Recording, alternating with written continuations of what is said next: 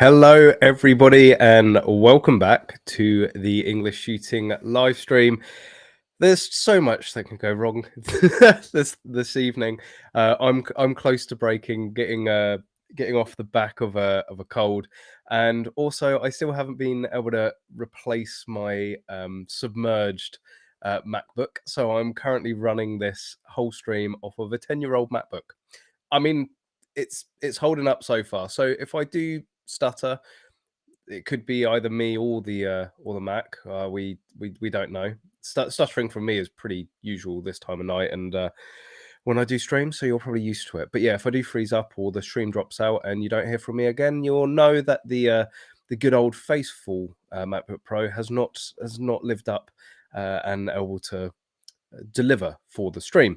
But yeah, let's just get those warnings out of the way. Welcome back, everybody. Thank you very much for joining this evening. Of course, all you regulars, again, thank you for coming back. You know what this is about. But for anybody new, welcome again. Thank you for joining.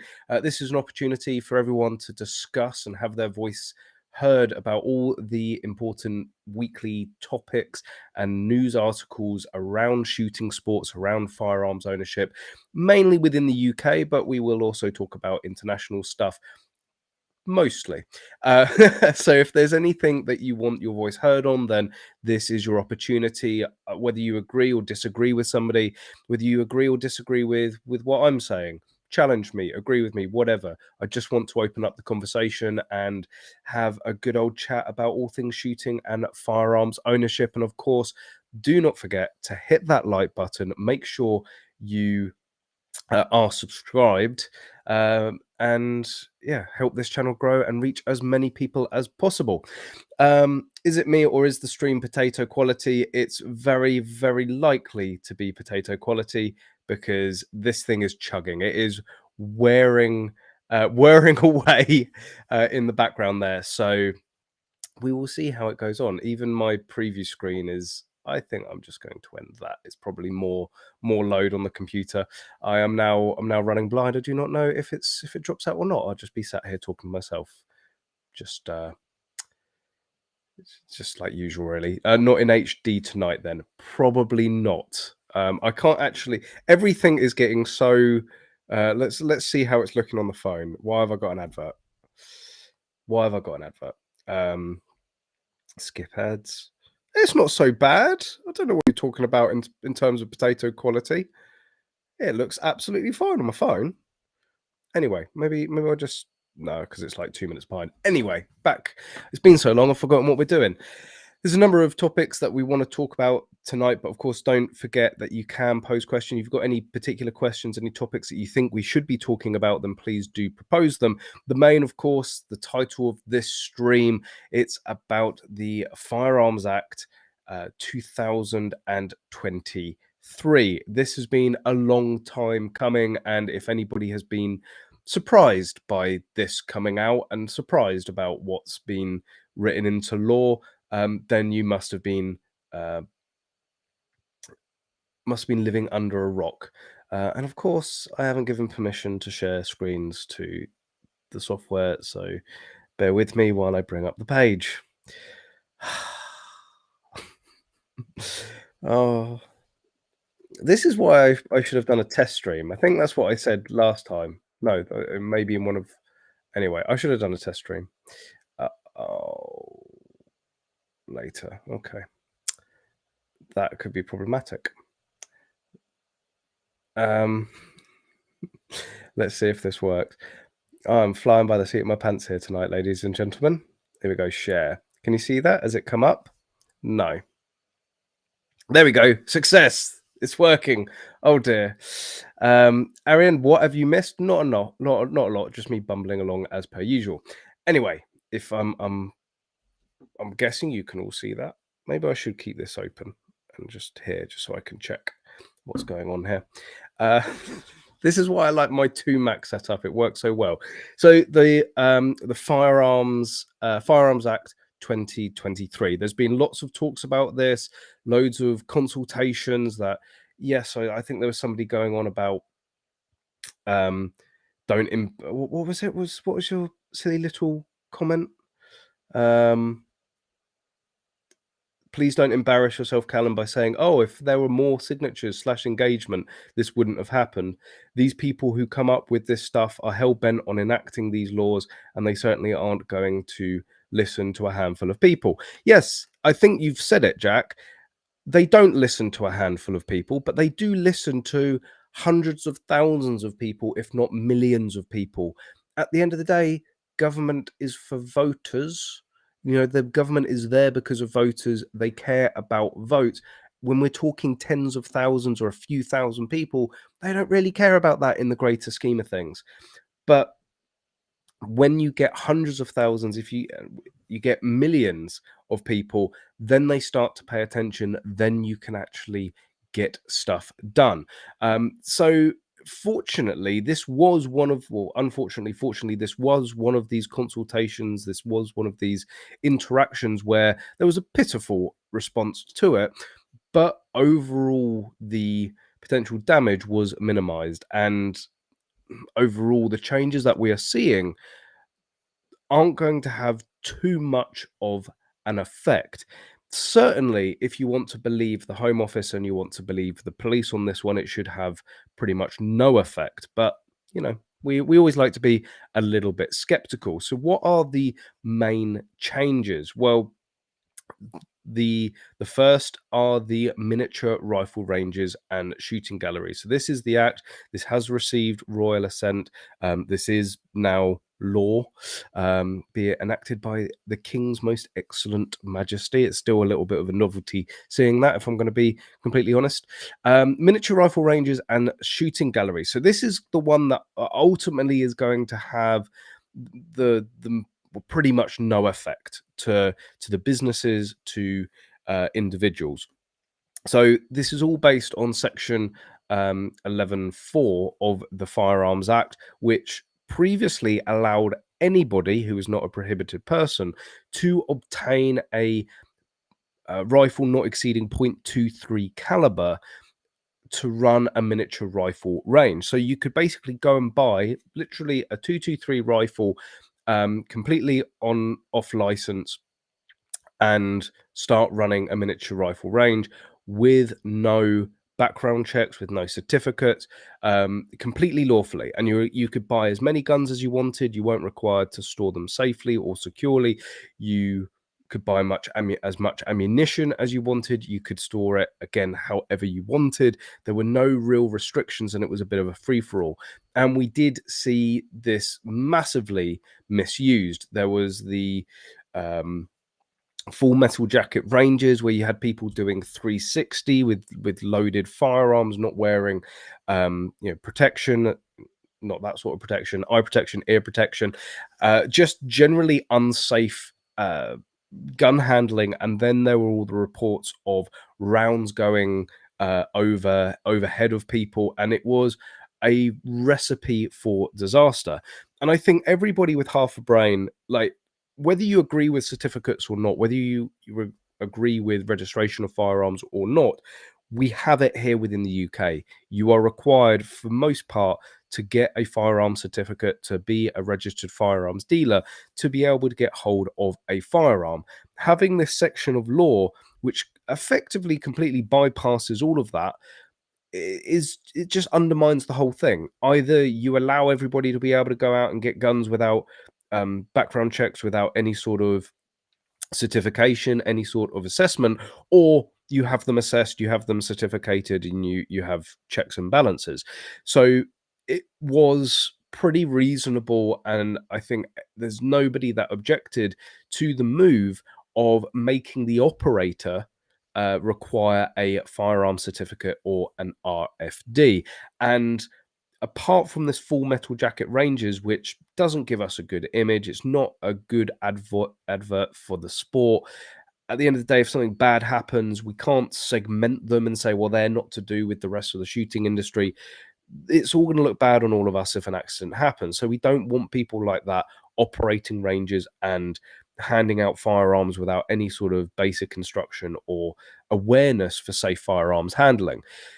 So to close it down and require the firearm and firearm certificate and or registered firearms dealer certificate, well, every other range that I'm aware of that operates under 11.4 does have a firearms certificate or does have a registered firearms dealership. The only club or group of people that have been potentially exposed to this and may have some negative benefit, negative connotation, are going to be the likes of scouts, air corps, stuff like that. So volunteer-led groups that we're using section 11.4, not having to require people to go through and get certificates. But at the end of the day, if you're somebody that is running a scout group, if you're somebody that is in the air cadets, you should be somebody of good character. If you're not able to go and get a firearm certificate, why the hell are you leading a scout group? Why the hell are you in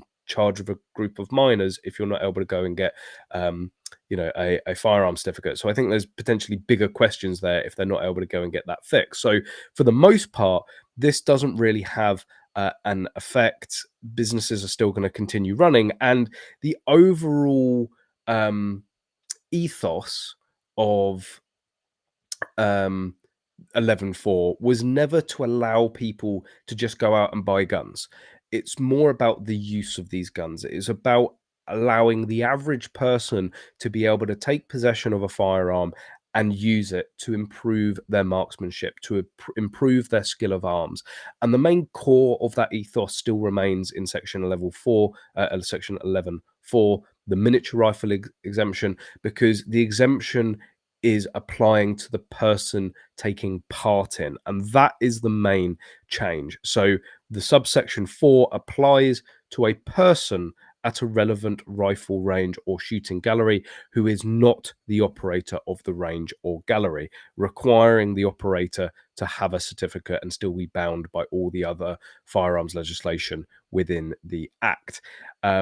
So this won't stop the likes of the Phoenix range up in Barnsley. It won't stop the likes of Double Deuce in allowing people to come in off the street to be able to get their hands on a firearm within a safe, controlled environment and start shooting. And that's what I was worried mostly when they first came after 11.4 was 11.4 is such a brilliant gateway to the sport, and the likes of Double Deuce and the Barnsley shooting range or Phoenix shooting centre in Barnsley, they are bringing in thousands of people a year. They are introducing thousands of people to the sport every single year. And I've always said it, there's never a better way to get people shooting than getting them pulling the trigger, to getting them to understand this sport is to get behind that butt, to start pulling triggers in a safe, controlled environment.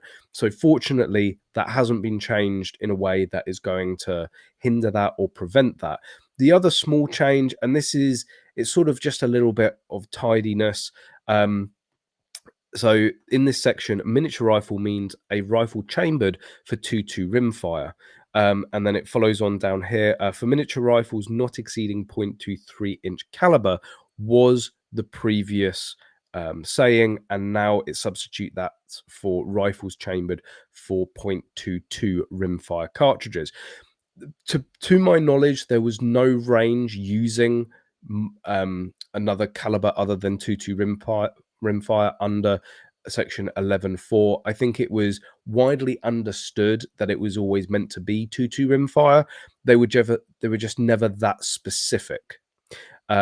Now they're being absolutely specific. So at least they haven't restricted it just to 2.2 LR. You can still have 2.2 WMR as well. And technically you could you could make any size 2.2 rimfire cartridge that you wanted and simulate a centerfire if you really wanted. But the miniature rifle exemption was always really meant for 2.2 rimfire. Again, these rangers aren't using it for other purposes, and I don't think anybody's been brave enough to use it for other purposes because it was never really intended. It was just an oversight in the language that they used in allowing the likes of a 223 to be able to come under this. So there's just neatening and tidying. I don't think anybody out there can really disagree or get their knickers in a twist on that one. The change that is, though, getting a lot of people very, very, very, very wound up, and I can understand why, and we really are going to have to see where this one goes and where it ends.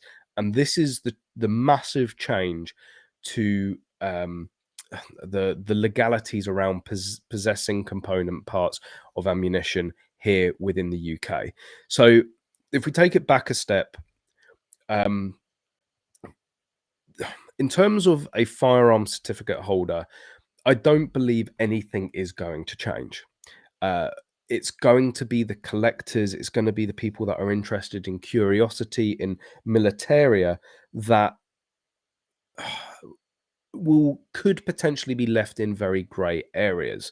So you've always needed to supply a certificate to be able to go and buy powder and primers. I don't know of a gun shop out there that will sell you powders and primers without seeing a certificate first.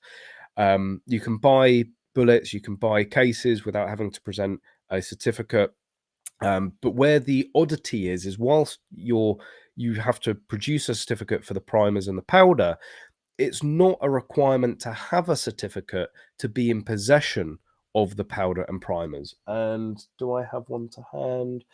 No, I do not.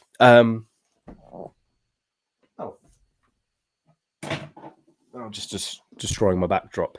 And one of the main reasons that you don't need a certificate to be able to possess components like that, or even technically in some forms buy it, is things like this. This is a flashbang for skirmishing, for airsoft. I've never actually been skirmishing or proper airsofting.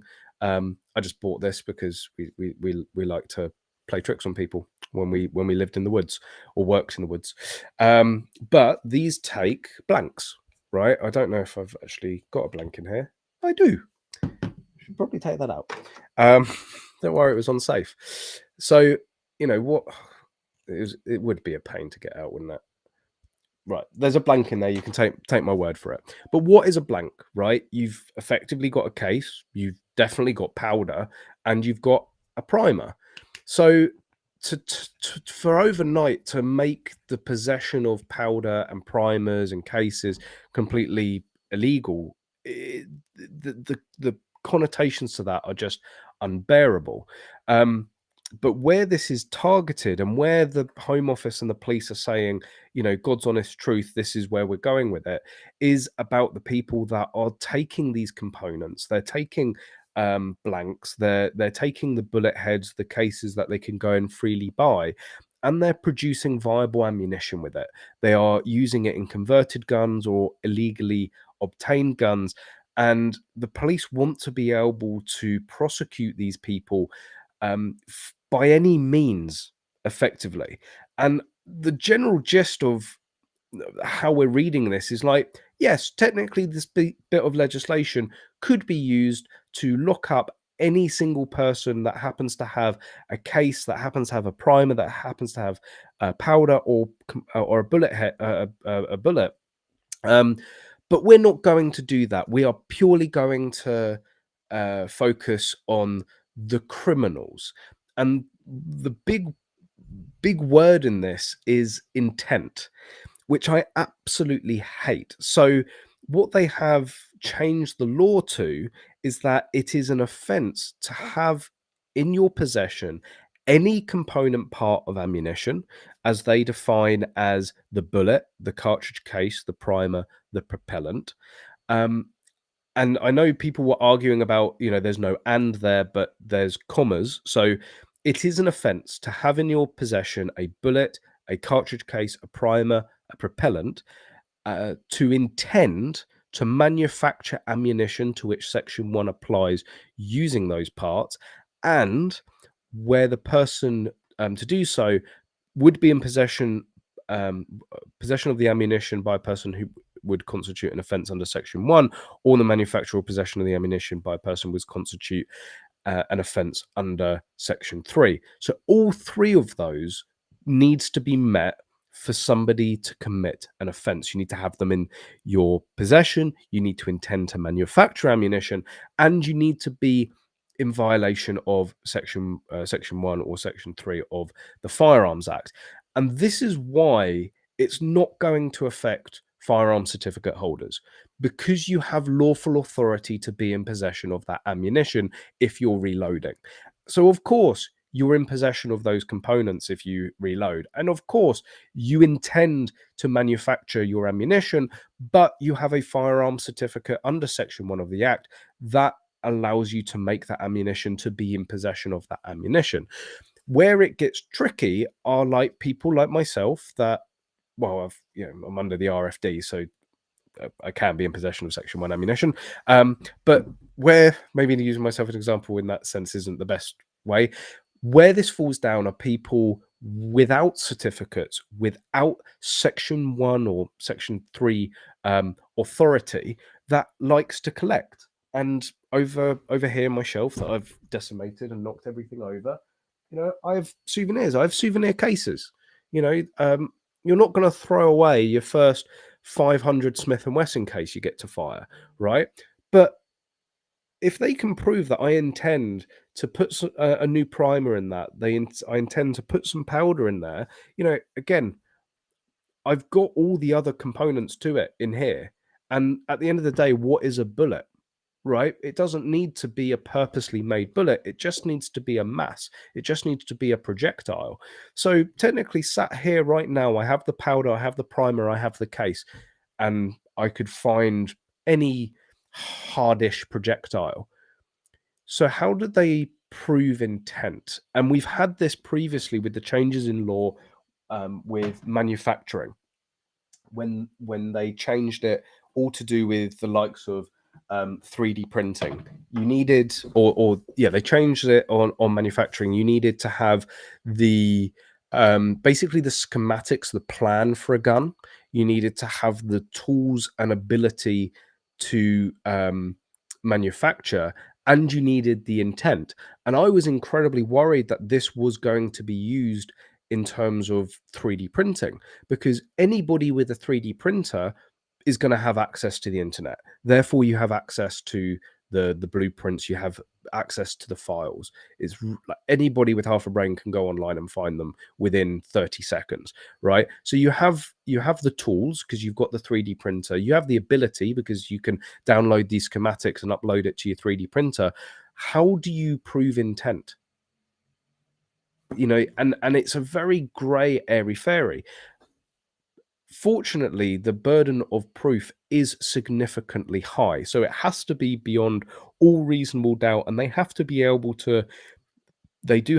to convince a jury that you were intending to do so. If they stand in front and they go, well, we found all these bullet components, all these rounds, all these component parts of ammunition, and we think he was going to make something. Well, they need something a little bit more tangible than that. And I think the people that are getting really concerned about this, yes, there are the gray areas, there are the gaps in this legislation where it could be used, not will or should or is, it could be used to apply to your average law-abiding collector, enthusiast that doesn't have a certificate but has all the component parts, and may even make their own blanks.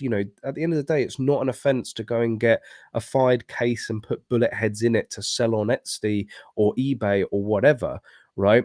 So that's probably the grayest scenario situation that you're going to find, is somebody that is making inert rounds, somebody that is making dummy rounds, making souvenir rounds, where they're going to have the equipment to make full ammunition. They have hopefully minus the powder and the primers, but if they do happen to have any powders or primers, it could be put together that they have the tools, they're making ammunition, they may intend to therefore make a full one. But I don't think, honestly, that the police are going to be going after people like this. The narrative that has been here from day one is that they want more mechanisms to get criminals. It makes it a lot harder. Your criminals are focused on hiding the gun at this point, right? So they're not going to leave a gun out on the table, but they may leave some primers. They might leave a case here and there. There might be powder residue that the police can more easily find. So they want this tool available to them that they're not just looking for a gun now. If they find cases, if they find primers, if they find bullets, if they find powder, they now have the mechanism in law to be able to arrest people that they genuinely think are intending to manufacture ammunition, for illicit purposes, not just looking for the main article, not just looking for the gun. So whilst I think overall it's not going to be used to hinder anybody, whilst I think overall nobody with a legitimate collection, nobody who's legitimately collecting these component parts or legitimately using these component parts, in their hobby or their day-to-day work are going to be affected. I do think the police, it is once again a case of wishful thinking. So, whilst I don't think it's going to affect anybody, is it actually going to do the job that the police want it to do in terms of giving them a higher likelihood of arresting somebody? I think not. And a very good point was made. So I sat down. Still need to put the video out. So I sat down with Pia Klatia from Sweden. She's incredibly active within the European Union on firearms rights and firearms ownership and legislation changes, and she's done a lot of work with the EU and her local parliament and MPs for the greater good. And we sat down, and I effectively interviewed her last year. And one of the main points, because they were doing something very similar at the time in Sweden and within the EU.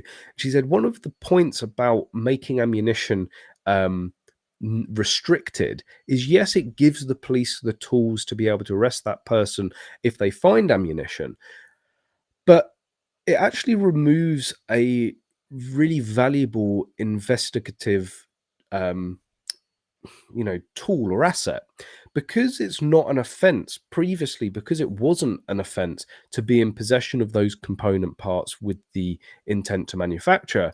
Criminals would just leave them out. Previously it was just the gun that they were going to get in trouble with, or it was complete rounds. If they left bullets lying about the place, if they left cases lying about the place, or some powder or primers, the police didn't care because it wasn't an offense. But what does it show?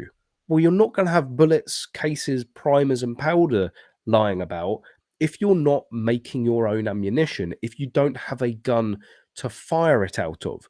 And what Pia made the point of is that previously they would be blasé with this stuff because it wasn't an offense.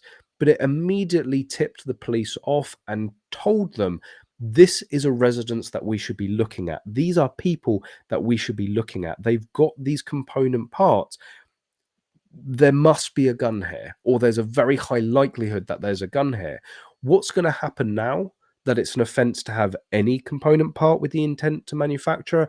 Well, the criminals are going to be more careful. They're going to make sure that the bullets, that the cases, that the primers, that the powder are tucked away with the gun, or tucked away somewhere else separate to the gun, but certainly out of the prying eyes of any member of the public or the police. And inadvertently, whilst they've given themselves an additional tool to make it easier to arrest these people, they might have actually made it more difficult to detect illegal firearms use and ownership altogether. So it does seem, there's all this scare and worry within the lawful firearms community, from collectors, even from reloaders. There seems to be all this worry and uncertainty and these gaps within this legislation. And ultimately, the police might be shooting themselves in the foot whilst pissing everybody off in the process. So is it going to yield any potential benefits? I don't know. I could see this being a potential flop. I don't know. Let me know what you think. Is this going to give them the extra tools? Are we going to see a sudden burst in extra arrest, or is it a lot to do about nothing? Excuse me. But yeah, ultimately, all the scares and the worries, it's, as long as you're not intending to do something illegal, this shouldn't be a problem. You know, am I going to get rid of, being, RFD aside, am I going to get rid of these cases? No, right? Because I can show the videos of where these cases come from. They've been in the background of my videos for years. If the police want to come into my house and use these cases as evidence of me intending to manufacture ammunition, I look forward to the compensation check. And I think that's what people have to remember as well, is that whilst it may be a one-sided system when it comes to firearms, there is still due process. And if the police come after you with, without following that due process, if they arrest you, if they interfere with your life and cause you difficulties, and it is shown that they never really had the evidence to begin with, it was malicious, they can still be held account. And it might not be much solace when, if you're going through that process, but more and more I see people challenging the police and winning in these situations. So if they want to come after legitimate collectors, yes, in the short term you might have a bit of headache. In the long term, I think you enjoy the compensation check you'll get for um, malicious prosecution or wrongful arrest or whatever you want to go after them for. But I don't think that's what this is for. Ultimately, if you're into your reloading, you've got a firearm certificate, what are you worried about? Um, and it's still lawful for anybody without a certificate to be in possession of these component parts. Just don't be caught with a reloading setup, reloading it with powders, primers, and the bullets and the cases all ready to go. That's probably the top tip of the day. Random stuff. So I am a criminal if I pick up a 2.2 shell I found on the ground and take it home. No, no, that's not. No, listen to me, man. That's not the case. That is not the case at all. You can still take your brass home with you. You can still be in possession of, bullets. You can still be in possession of cases. With It doesn't make you a criminal. Only if you intend, and it can be proved. And I think maybe that's the important word that everybody else needs to remember here. It needs to be proved that you intended.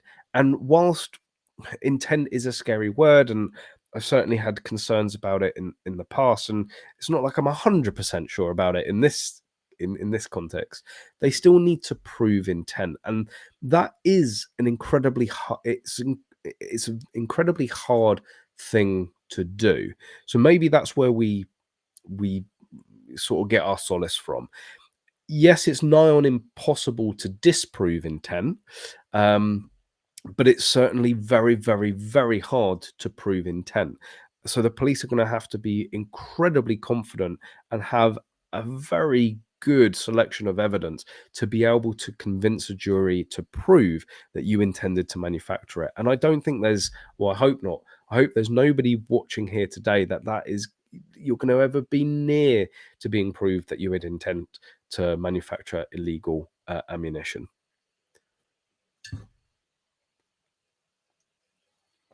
Would a reloading press be enough for Plod to at least make your life a pain? If you don't have a firearm certificate and yet you have bullets, you have cases, you have primers, you have powder, and you have a reloading press, if you've got all of those together without a firearm certificate, like, first of all, why? Like, even I'd be asking questions at that point, and I'm pretty sure we could give each other the wink, wink, nod, nudge, nudge, and we both know what was up. Just having, and I think, yeah, you need all of these pieces together. Just having a reloading press, that's not a criminal offense. They can't do you for intending to manufacture ammunition by just having a reloading press, right? You have to have the component parts as well. Technically, if you have a case and a reloading press, they might be able to say, "Oh, you've got some component parts and you've got the tools." But again, it's never going to hold up in court. I really think it's going to have to get to the point where they bust into your room and you are there, you know, or there's like half assembled, you know, there's old ammunition, there's, you know, with used primers, you've got cases that have had the primers punched out, and then you've got new cases, you know, with fresh primers ready to go, and some with powder. There's going to have to be an evidence of some sort of process going on there.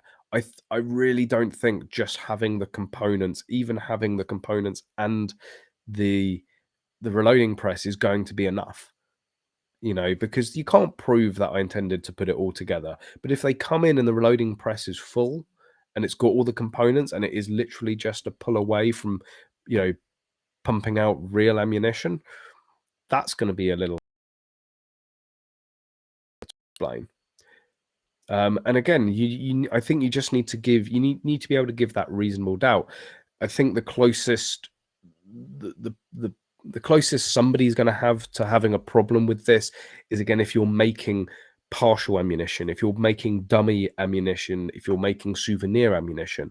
So you may have, you know, you will have a reloading press with cases and bullet heads in them, but does the reloading press have powder in it? Does the reloading press have primers in it?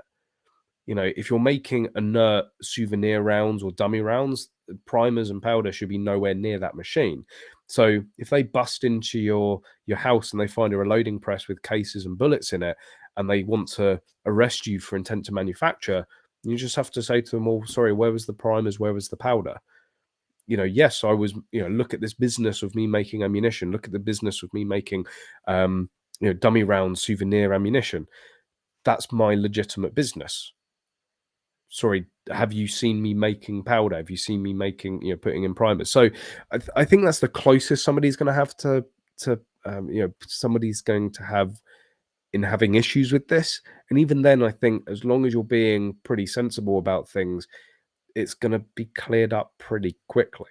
So yeah, whilst I like to be devil's advocate and, you know, maybe not go as far as saying mistrusting of our laws and police, I certainly like to see where things could go.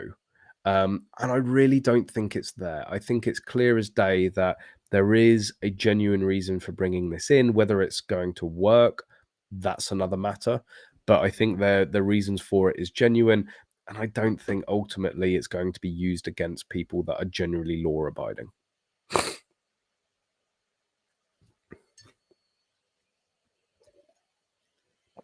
Ricochet, you think the average Brit anti-gun juror is going to side with a defendant who has ammunition?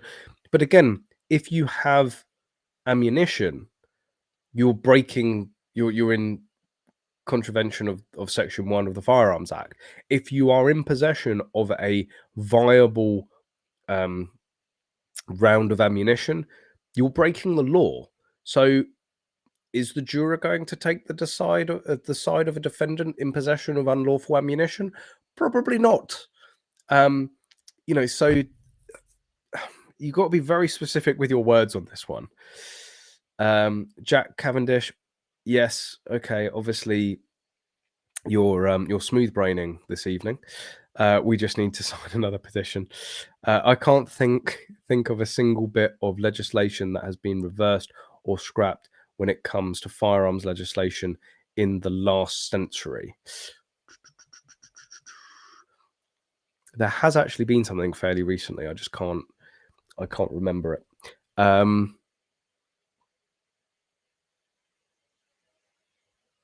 There was something changed that actually opened things up and made things easier. I think everybody, even Basque, was surprised about it, that it came in. But anyway.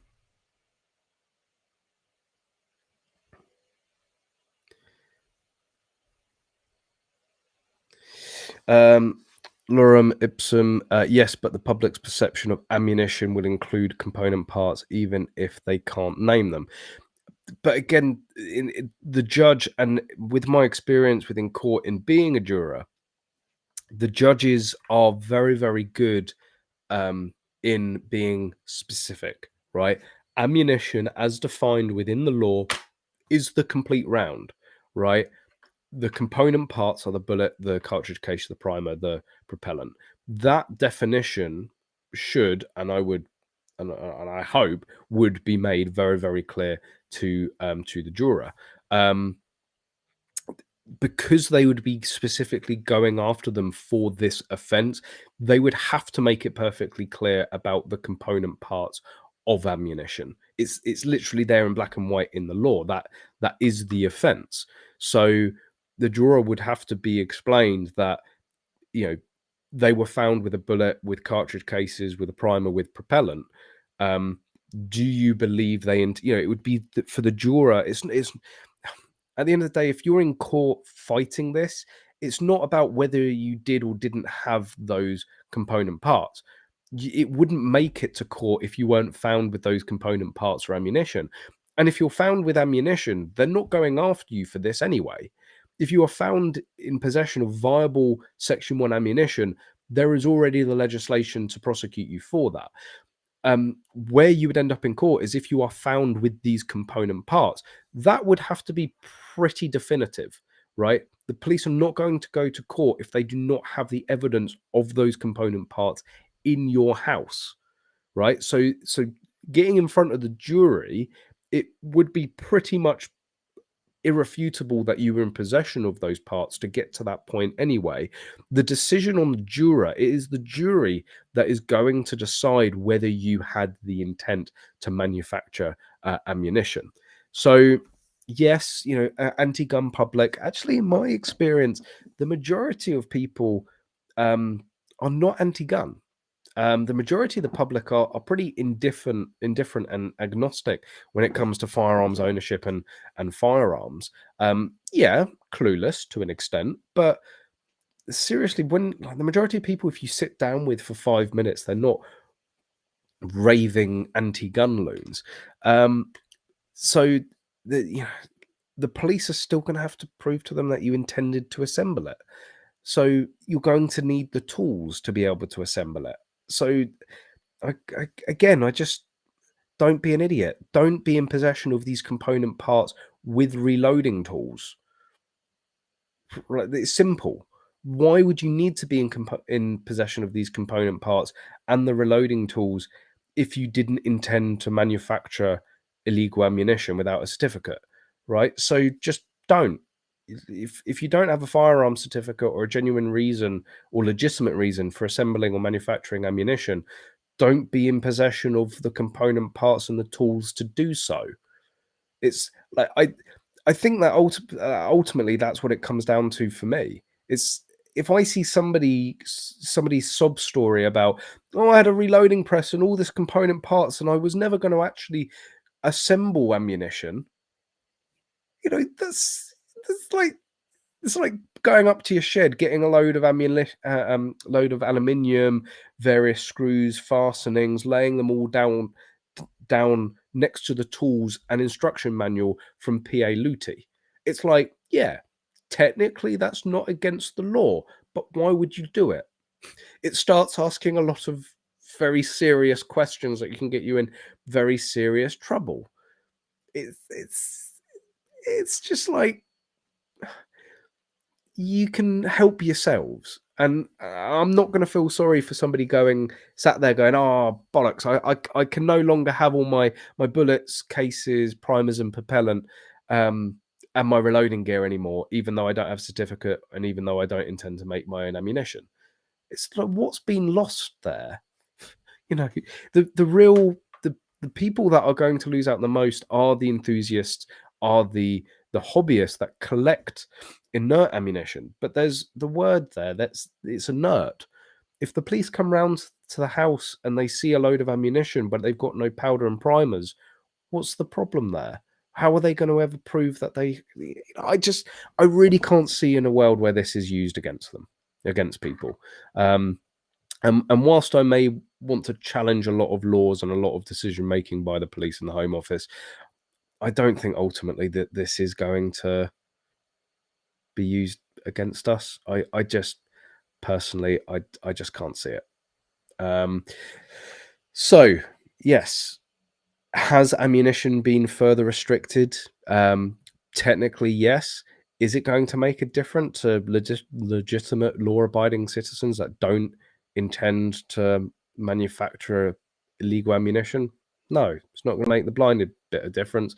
And I really don't see why everyone's so worried about it. And I'm not the only one with that view. There, the likes of Basques, I think the NRA, Countryside Alliance, all the large organisations.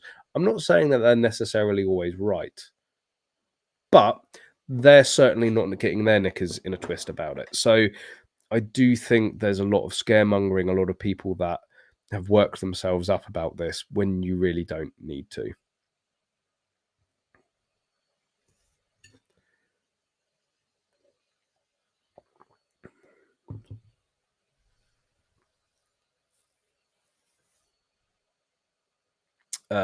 What's that? Johnny Evans. Jury's job is to decide based on the facts if law has been broken. IRS. The judge's job it's a judge's job to interpret and explain the law to the jury. Having a degree in law, I can't do jury service as I may interpret the law. That's very interesting. I didn't know that that's a way to get exempt from it. But that's exactly how I've experienced it, right? When I've done jury service, the judge was I think the case, I won't get obviously into the specifics, but I think I've talked about this before, probably talking about the same thing about intent. But the case I was on, it was a robbery case, and robbery is very specific in the English law, and it is taking something by force or the threat of force, right? So it's not theft. Theft is just taking something, and it's not actual bodily harm, because you can beat somebody up and not take something from it. So those are two very theft and ABH are two very separate things, right? But robbery is the use or threat of force to take something, and ultimately, the evidence was not there for robbery, right? Because it was sort of like everything was available to potentially say that he had taken something. And everything was there to sort of lean towards that there had been some sort of altercation, but it wasn't. There was no evidence to suggest, or there was nothing that was put in front of us to prove that force was used to take something in that specific case. So he was found not guilty, and those specifics were actually given to us by the judge. The judge sat down and explained it very adamantly and very clearly, the difference between theft, ABH, assault, and robbery. And he said, to basically find somebody guilty of robbery, you have to be confident that they've used that force specifically to take something. They might have beaten somebody up. They might have taken something from somebody, but did they use that force? Did they use that assault specifically to take something? So the specifics in law here are very, very important. And I think a judge is going to look at it and explain to a jury what component parts are, and what the burden is for intent. Have they shown beyond all reasonable doubt that they were intending to manufacture ammunition? I would say at the bare minimum, you're going to have the tools and the components at the bare minimum to be able to prove that. And again, if you're with all of those components and you've got the tools, but you don't have any licenses or the authority to be in possession, why do you in the first place? So I see that. Jack Cavendish obviously has nothing better to do this evening. I do value all views. You don't necessarily always have to agree with me, but you do seem to be a bit of a whinger. You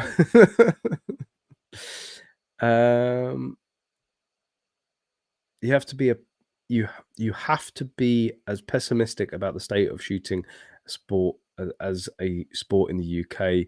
You're just hiding it. Why do you have to be pessimistic? Anyone who's optimistic or thinks we can vote out of this is mentally ill. Hello. Jack, I would say honestly, you it's people like yourself why we're never going to get anything back, right? It's self-fulfilling.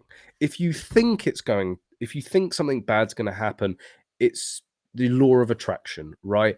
It's going to end up having it's going to end up happening. You're sort of going to will it into existence, especially if you're one of these people that goes, I'm not going to fill in that petition, I'm not going to fill in that consultation, I'm not going to get involved with the sport, I'm not going to promote it, I'm not going to introduce any more people. I'm not going to apply for any more guns, and I'm probably not even going to renew my certificate because what's the point? They're going to take it away from me anyway. But what you've just done there is taken it away from yourself long before anybody else has taken it from you. And it's self fulfilling. If you have this negative, defeatist, pessimistic attitude about the state of firearms ownership and shooting sports here within the UK, you're going to self fulfill yourself in giving up your certificates long before you are asked to. You are going to be the person that doesn't introduce 10 times more people into the sport as just yourself that's going to help it grow.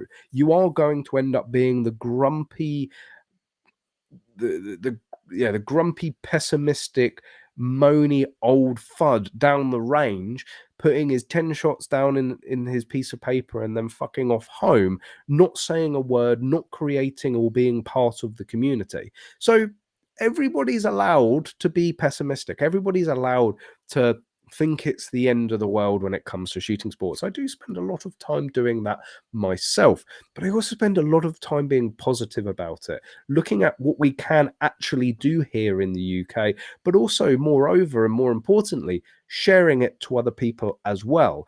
And not just being the doom and gloom, everything's going to end in 10 to 20 years. It's like, no, actually, we can still own quite a lot. And there's a variety of shooting disciplines you can get involved in. And actually, as long as you follow out these set processes, anybody who is of good character without a criminal record can get involved and own firearms. That is how I like to be optimistic and more positive about this sport. But you can sit there and moan and let's see who gets more done. Moving on, talking about getting more done, and I think this couldn't be a sort of better segue. And why won't you change?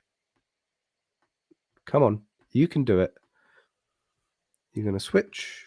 No, there we go. Got there in the end.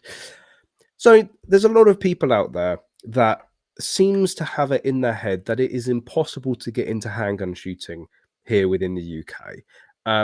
So of course, one of the reasons there hasn't been a live stream for the previous like 3 weeks, probably whole month, apart from having pretty much the week from hell at the beginning of September, where we did lose a very, very important, valuable member of the English shooting team. Buzz, for anybody that has seen him on stream or even heard him on stream, and I also managed to submerge my laptop in water, which really made a bad weekend even worse.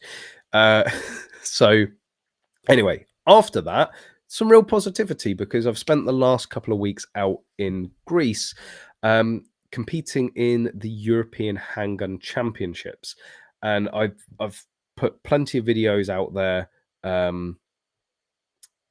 online, so you've probably seen them. If you haven't, then again, what rock have you been living under? And God, this machine is chugging. Let me bring up some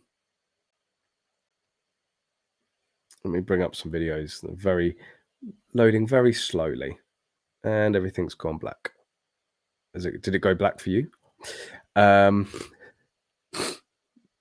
we go. Let's bring up this. I don't know if this is going to end up killing the Mac. Oh, it's going very slowly. Let's stop that. Right. So this was all the information. This was stage 8. I think this was actually this wasn't my favorite stage, but this was certainly an enjoyable stage. Let me share this screen instead. I think I can do that from here. Share this tab instead. There we go. So this is for anybody interested. This is full bore handgun. This is a 9mm full bore handgun. There's no rod. There's no restrictions. We're out in Greece. We were shooting proper guns, and it's proper IPSC. Proper stage. No restrictions on that. Or it is slow. It is glitchy. I apologize for that. So proper running and gunning, proper handguns, proper ammunition, the full shebang, and it was an incredible experience. Of course, I did manage to go out to the Pan American Handgun Championship last year, which I really enjoyed, but I didn't feel anywhere near ready for. It's so alien shooting full bore handguns. So I did have an amazing time, and I could probably spend the next hour telling you about all the amazing experiences. Dropping all the frames now. Yes, I am working on getting a replacement Mac very, very soon, or the other one fixed. But what I mainly want to talk about, and I will be doing a full video on this because I want to refer people back to it at a later date, but talk a bit more about it because I'm all about getting people into the sport and getting people to do it. And whilst I had an amazing time, I know there's so many other people out there that would want to do it as well. And there were so many people that did ask about how you get into the sport, how you get involved. And also disappointingly, a lot of people saying that it is just this secret club that you've got to know the right person, you've got to be able to shake the right hand in the right way to get into it. Now, surprise, surprise, I'm not the most popular person to be around a lot of the time, and a lot of people do tend to get very nervy when I'm around because there's a lot of attention from unwanted people when I tend to shoot. So any sort of secret clubs or difficult shooting areas to get into, I'm pretty safe in saying that if I can go out there and do it, anybody can. And not forgetting that I don't have a firearms certificate. Yes, I might work full time in the industry, I might own a company, that has, that is full time in the shooting industry, and it is what I eat, breathe, and sleep. But and there is the RFD and all of that, and I do know a fair amount of people. But I can tell you that is not how I managed to get into this, right? Anybody that is genuinely interested in going out there and shooting in full bore handgun competitions, you have everything in front of you to be able to do it. The first step is to go and join the UK PSA, right? Become a member. You can then, as long as there's an instructor, go out to NHTSA and you can get in contact. The contact emails are now on the UK PSA website. You can go and find the contact details for the National Squad Director for handgun, right? You can go and find anybody's contact details who's a council member of the UK PSA, and you can get in contact with those people directly and ask them when's, and what we are actually going to move forward with is putting instructors' direct contact details in there so you can get, basically see who's going to be out there where and all of that. But anyway, I post about it when there's going to be instructors about this. So just watch EnglishShooting, right? Just follow the Facebook page. But once you're a UK PSA member, you can go out to NHTSA. You can, as long as there's an instructor there, you can use the guns and you can enter level 1 competitions. What's even better to do, and again, you don't need a certificate for any of this, right, is to join the UK PSA and get an Action Air safety course. Find an Action Air or shotgun instructor and do an Action Air safety course and get your competition license within Action Air. That will then allow you to shoot any level match here within the UK within Action Air. It's going to give you handgun experience, it's going to give you IPSC experience, and then once you've got that Action Air competition license, when you go over to NHTSA with an instructor, you can convert it to a full bore handgun competition license. Once you are a UK PSA member and you have a full bore handgun competition license, you can go over to NHTSA whenever you like. You can go on your own, you can go with friends, you can go with the instructors and other UK PSA members. You can go over there and book out a gun from NHTSA and shoot it and train. You can go over there for their monthly level 1 or level 2 competitions. And that's how you build up experience. That's how you build up the ability to then go into a higher level match. And that's all I did. For those that want to complain that it takes a lot of time and it takes a lot of money, yeah, you can't get around that, right? You're talking 300 quid a trip minimum to go out to NHTSA and shoot a level 1 or a level 2 match, right? And you're most likely going to have to do a minimum of 2 or 3 of those trips to be able to qualify for going out to an international match. But these international matches aren't jollies. It's not about, it's not the taking part that counts. These are high level competitions, and you are amongst the best shooters in the world. You are amongst multiple 9 times world champions, right? This is not a jolly. It's not there to be entertainment or fun, right? It's a serious top level competition. And there does need to be some sort of qualifier to go and compete in that, right? It is something that does need to be earned, and you do need to demonstrate the ability and the skill to be able to go and do it. And that's not about being elitist. It's just driving home that out of the 100,000 plus members of IPSC, there were only 1,300 competitors that took part in the European Handgun Championships. So that should give some significance to actually the competitive nature within that competition. So yes, you are going to have to prove yourself. You are going to have to go and gain some experience going out to Northern Ireland, to going to action air matches. And if you've got a firearm certificate and a long barrel pistol, going to LBP matches as well. But as long as you go and become a member, get your competition license, and you put the effort in to go and shoot at matches in NHTSA, to shoot at action air matches, to shoot at LBPs, and excluding that last, excluding LBP matches, you can do action air matches and shooting out in Northern Ireland without a certificate. So anybody that wants to say, I can't get a firearm certificate, I don't want a firearm certificate, I don't want to go through that process to do this, well, you don't, right?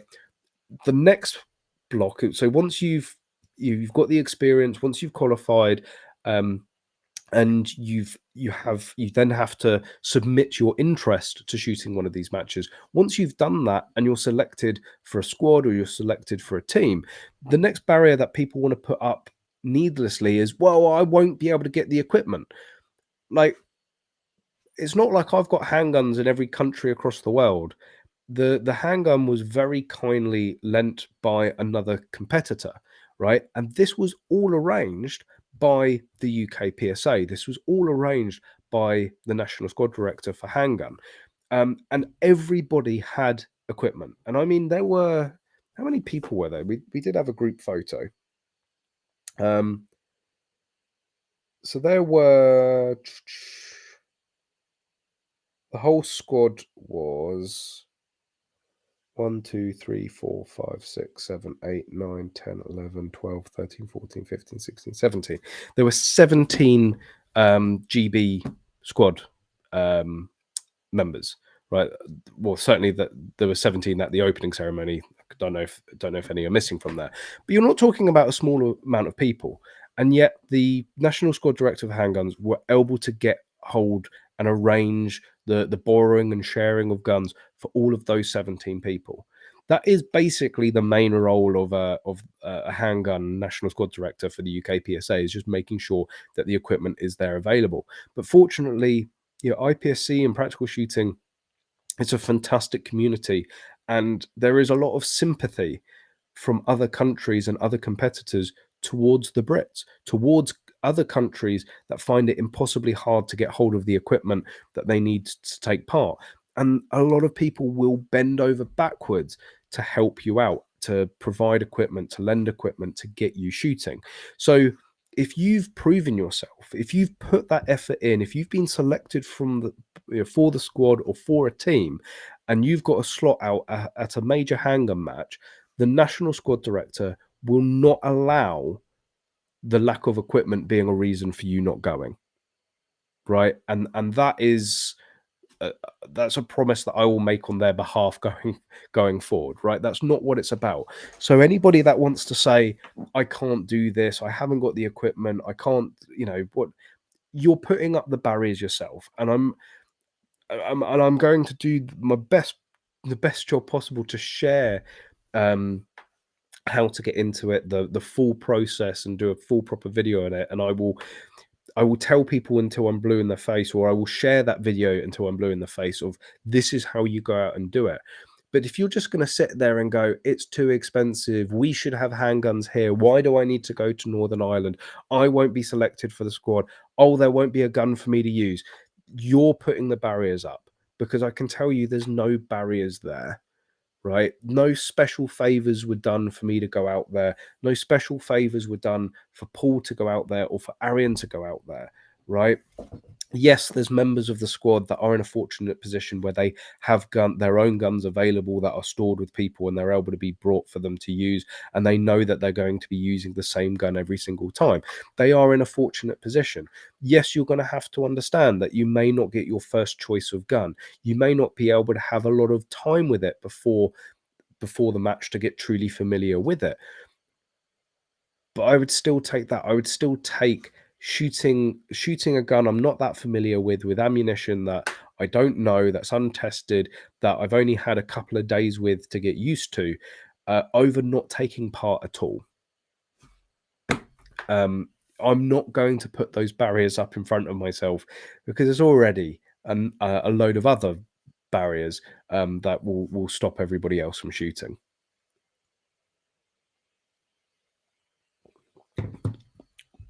Lowell, I suspect you're referring to a certain post in the Facebook group. There are unfortunately a lot of posts and a lot of comments, but yes, the main one that I'm referring to probably is the same. But yeah, it just infuriates me that, like, I just look at it and,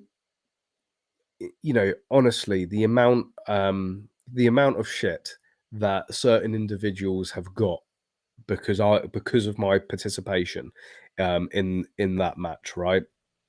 Needless shit. Like, people that just don't like my existence. Right? Seriously, I don't think there's somebody. I don't think there's anybody else within the association that has more people not wanting them to take part than myself. So that's why I say, if I can get out there and do it, with all the negativity and people phoning up the police and making wild accusations and spurious sort of malfeasance about myself, and I can go out there and shoot it, so can you. Don't, like, seriously, the only person stopping you from going out and doing that is yourself. George Smith, is there a para part of UK PSA? What do you mean para part? I don't know what you mean by that. Blackstone, Justin's a good egg. Yes, absolutely. I've been meaning to message him. So Justin, for those who don't know, Justin was is the national squad director for handgun for the UK PSA. So he was the one that did all the arranging and made the European Handgun Championship possible for us all, and he did a fantastic job. Again, not only was all the equipment there available for us to use through various sources, he had arranged a range that was available. So I think it was from the Thursday. So we arrived early. We arrived early Thursday. I've lost track of time. That's right. I think we arrived early Thursday and we were on the training range for the Friday.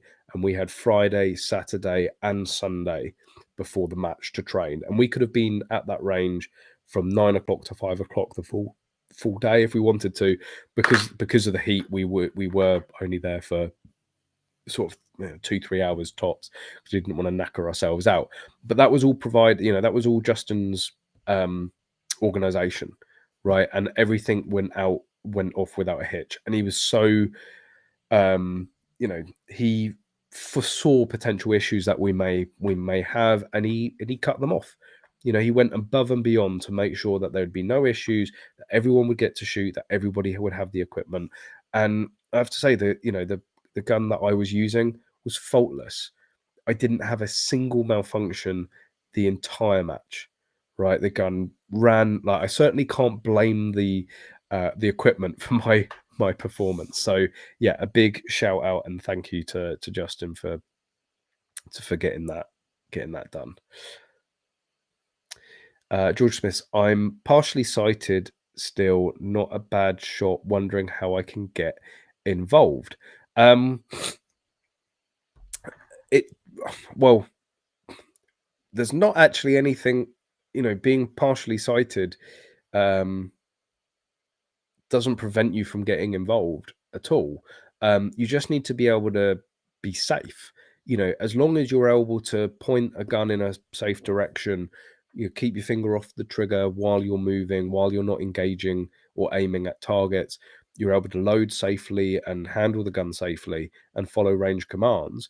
There's a lot of people where it's not about rushing. Well, yes, the whole aim of the game is points per second. It's to shoot as accurately as possible, as fast as possible, right? But there's so many will walk a stage, right? If your partial sightedness means that you're only you can only safely walk through a stage, well, there's nothing saying you have to set the fastest time, right? If you just want to come down and shoot a match, shoot a stages as quickly as you safely can do with your ability, um, then that's still open to you. Um, if you're worried about you starting with live firearms and being partially sighted, start with action air. Because the stages that are shot in action air are nigh on identical as what you're going to see in a live fire match with mini rifles, with shotguns, with even full bore handguns. So if you want to start there, give it a go, see how you get on. But ultimately, the main tail will be doing your competition license. If you go to a safety course and you go to do your competition license, and the instructor doesn't deem that you're safe, they won't give you a competition license, and you won't be able to enter a competition. Like, basically, you won't be allowed to be unsafe. So if you're worried about your ability, if you're worried if you can or can't do it, like, just go and um just go and do a safety course.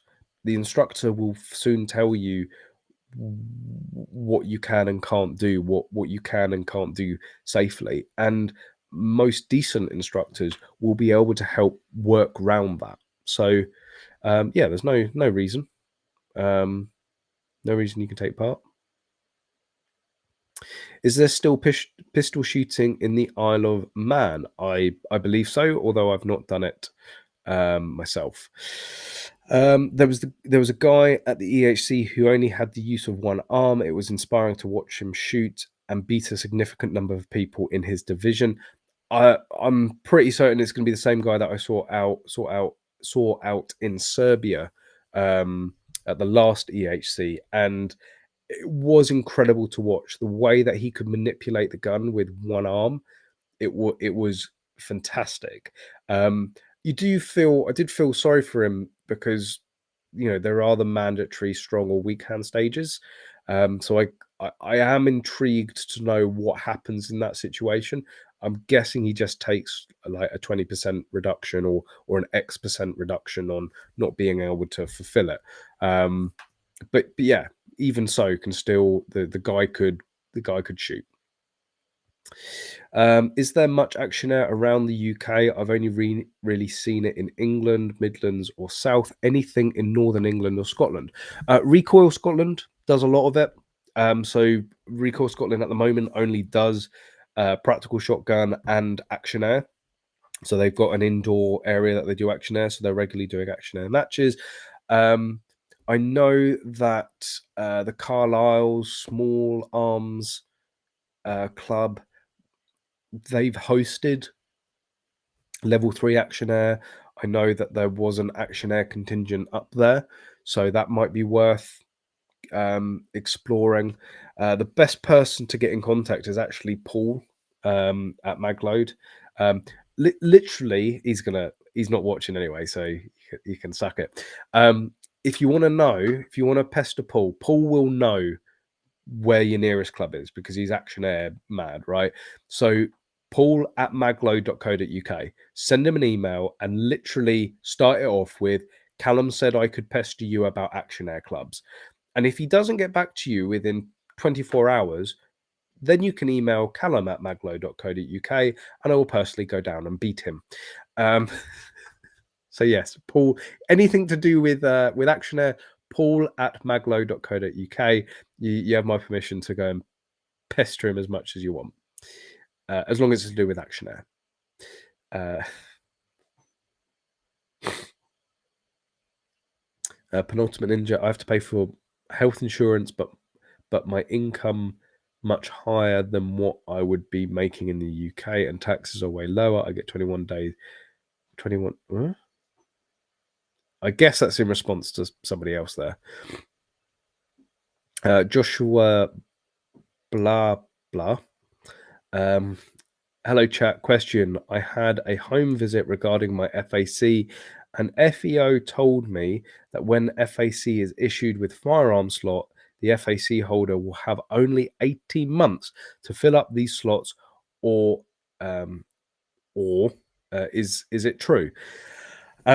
So this is sort of one of these wives' tales and one of the scaremongering tactics that FEOs and firearms licensing departments will use against a shooter. As far as I am aware, and certainly as far as I'm concerned, it is complete bollocks. It is purely an intimidation method or purely a way to reduce the amount of firearms that people are lawfully permitted to go out there and possess. There is nothing that I've ever seen in the guidance or the law that puts a time limit on filling your open slot on your firearm certificate, right? If you have good reason, you have good reason, right? The good reason doesn't go away. Well, the good reason can go away, but if you have good reason to apply for 10 guns, in 5 years' time, as long as nothing changes, you're still you're a member of the same club and the club still takes part in those disciplines, you still have the good reason to take part in to have those 10 guns, right? And the biggest argument that I would throw back at them is, sorry, why are you discriminating against me because I'm not wealthy, right? Why are you discriminating against me because of my disposable income? Because that's all it is, right? What's the cost of an average gun? Say £1,500. If you've got 10 guns on there, that's £15,000 worth of guns, right?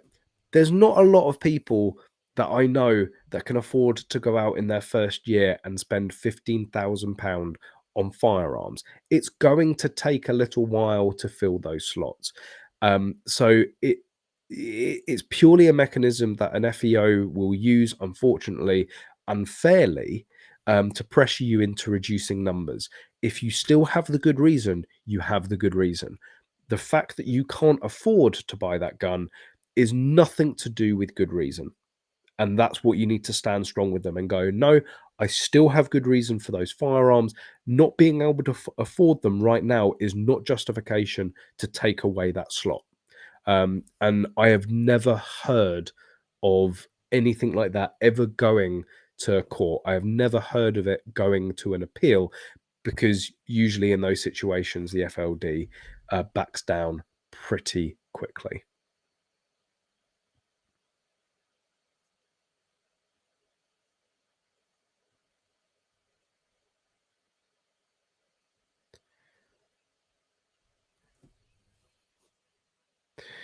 People seeing where they're going to end up living for the rest of their lives, comparing notes.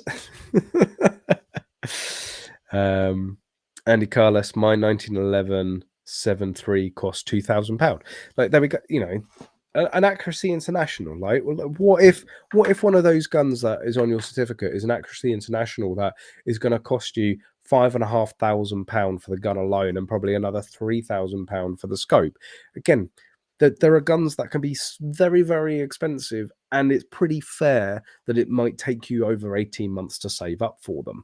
You know, what about if the gun hasn't arrived yet? What if you're getting something pretty special? It's being ordered in, you know, as a special order, and it's taken a while to come into the RFD. Like, again, there's loads of valid reasons why you may have not filled those slots, and not filling them does not remove um, your good reason. Oh.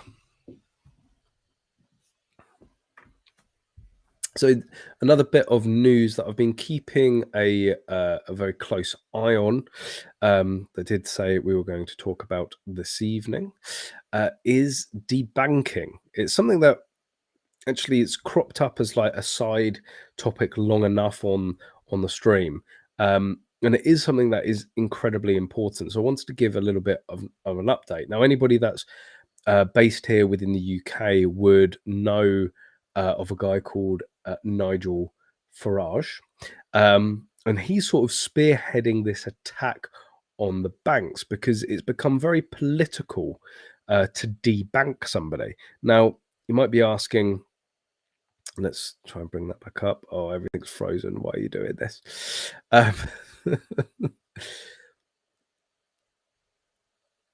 So what is debanking? Well, it's pretty self-explanatory, but basically banks are using sort of the threat or even the actual act of removing your bank account because of your political views, because of your political ties.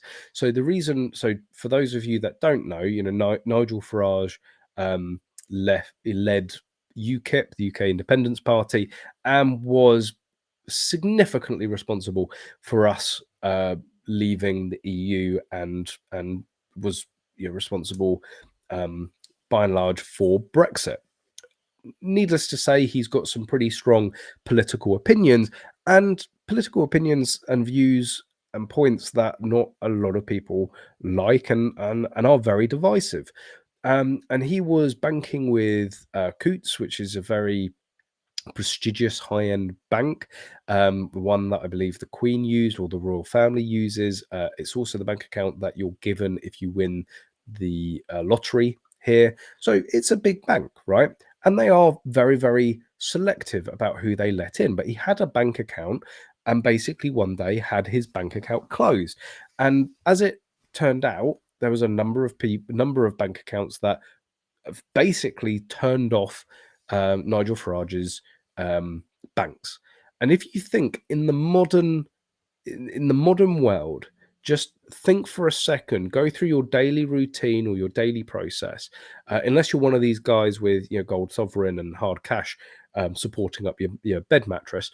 But for 99.9% of people out there, your modern day existence requires you to have a bank account, right? Your life, there's things that you probably don't even realize that are essential to you having a bank account, just because it's so ingrained in what we do, right? Your life, a lot of people's lives would literally grind to a halt if you did not have a bank account. So people's politics becoming involved in whether or not you can have a bank account or whether your bank account stays open is incredibly dangerous, because you can basically just make people disappear that you don't like. If somebody doesn't have access to a bank account, if somebody can't make payments, they can't receive payments, they can't function, they can't live, and it basically turns them off, basically mutes them overnight. Now, why am I talking about Farage and debanking and all this politics? This is something that has and you know, people talking about, you know, Bitcoin and sovereign and cash, and yes, to a certain extent that does help, but there's still a lot of things you can't pay for. I can't pay for petrol at the nearest petrol station with Bitcoin. I can't pay for it with Sovereign. Yes, I can still pay for it with cash, but there's a lot of places that are cash only. When it's late at night and there's no attendance, there's no attendant I have to use a card, I have to use my bank, I have to use electronic payment. There's loads of shops nearby that will only take electronic payment. They won't take cash, they won't take Sovereign, or they won't take Bitcoin, right? So yes, you can get around it to a certain extent, but this has been happening to the shooting industry for years, right? And I'm actually quite glad that somebody like Nigel Farage is finally seeing what shooters and what firearms owners and what firearms businesses have gone through for, to my knowledge, at least the last decade. And we've seen it. Like, I've experienced it firsthand. When Magload was, I won't say necessarily first started, because Connor's first started it, but certainly when I first got involved and it first had an e-commerce website, it was built within Squarespace, right? And very soon the big growth for Magload was the e-commerce side of things. It was the website, and very quickly the main income to the company was from the website. Today, the outright majority income for the for the company is through the website. So you imagine a business that at that time, probably 80%, before we'd built the dealer network that we've got today, and we were doing, it's actually the dealer side of things are increasing. Anyway, at that point, we were probably doing at least 60 to 70% of our turnover through the website, right? And there's not many businesses out there that if you were to switch off 60, 70% of their income overnight would survive past a month, right? With cash flow and all of that, or at least a few months. And this is exactly what happened to us. We got a email one day from Squarespace saying, "Oh yeah, within 28 days we will close down your website." Right? So we had to rebuild our website and rebuild it on a platform we knew was friendly to firearms, using plugins that, again, we were in, friendly to the firearms industry. We had a month to do that, to rebuild an entire e-commerce website and make sure that it worked without any sort of glitch in payment. Unfortunately, we were able to do it, but there was a lot of blood, sweat, and tears. And then, our Stripe got turned off, our PayPal got turned off, and now PayPal we were very lucky with. And PayPal is something that, if you've worked in the firearms industry or had any sort of business in the firearms industry, it's not a question of if PayPal takes away your account and freezes your funds, it's when they take away your account and how much of the funds get frozen. And we had heard horror stories of, again, smaller firearms businesses, firearm shooting businesses. One person I think had about £8,000 in their PayPal account when it was frozen. Now, for sort of a family-run business, losing £8,000 could be pretty significant. That could mean the difference between paying paying your own mortgage that month, or even paying the staff that you have, right? These, seemingly insignificant amounts of money could mean the make or break of a business. There was another business that I think they lost £3,000 or £4,000 that got frozen in PayPal. So fortunately, we had this warning, and we never let the PayPal get to that sort of level. So I think when we finally lost our account and they froze it, we had something like 90 quid in there. Unfortunately, that was the sort of money that we could go, that's annoying, but that's a corporate dinner out, not shit, we can't pay wages this month. And this is the travesty of it, is that they can literally do this overnight. Stripe turned off our payment gateway overnight. And it's like, anybody that's run e-commerce, it's not just as simple of just going and finding another provider. You've got to sign up, you've got to go through a lot of checks, you've got to open accounts, you've got to send ID. You can't just do it overnight, but they can switch it off overnight. PayPal can freeze your funds overnight and take 18 months to give it back, right? Squarespace can give you 28 days to, to migrate an entire website. And then there's the businesses like Braces of Bristol. I think they were the biggest case early on, where they just got a letter from their bank account one day saying, we're closing your account.